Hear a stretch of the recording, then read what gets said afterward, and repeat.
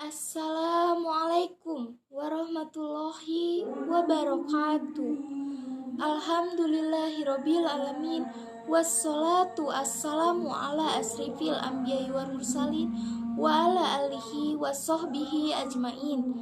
Amma ba'du. Sadaya puji keagungan Allah numur beng alam. Alhamdulillah dina danget ieu urang sadaya tiasa kempal ti ieu patempatan. Kalayan sehat walafiat. Amin ya robbal alamin. Teu hilap sholawat sinareng salam. Mugi-mugi urang sadaya kacurah limpahkeun ka jungjungan Nabi Muhammad sallallahu alaihi wasallam, ka para kulawargina, ka para sahabatna, sareng ka urang sadaya salaku umatna dugi ka akhir zaman. Bapak sareng ibu guru hormateun simkuring, sareng saderek sadaya siswa anu ku simkuring dipikasono nepangkeun. Wastapun Adelia Husna Rizki ti kelas 11 IPA 2 bade ngadugikeun hiji piantara perkawis pentingna pendidikan. Di zaman kiwari, pendidikan teh penting pisan. Pendidikan pikeun mere ilmu, pikeun urang salarea. Kapungkur, urang di mana hoyong patepang teh kedah sumping ke tempat anu dimaksad. Tapi ku zaman kiwari mah tos aya HP nu aya kamera payuna.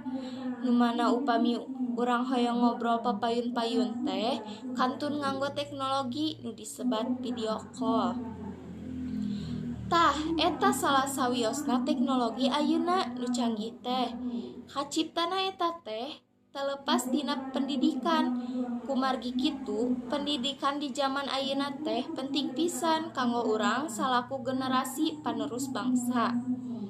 Di tengah-tengah majuna teknologi, kumaha upami urang teu dibahanan ku pangarti, tangtos urang bakal katinggalan tebih ku persaingan kerja. Kumargi ayeuna oge pami hoyong damel teh kedah gaduh ijazah anu luhur, pami hoyong damel nu saemah.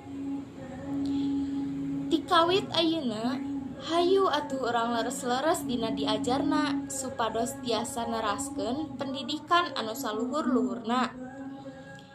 Ku cara diajar nu bener jeung pastina jujur, urang pasti bisa jadi jalma nu sukses, nu miboga prestasi nu cemerlang, tur bisa ngabanggakeun bangsa jeung nagara. Hadirin anu dipika hormat ku simkuring, sakitu nu dipika hatur, hapunten bilih aya saur teu kaukur, basa teu kareka atanapi ucap kirang dina larapna. Wassalamualaikum warahmatullahi wabarakatuh.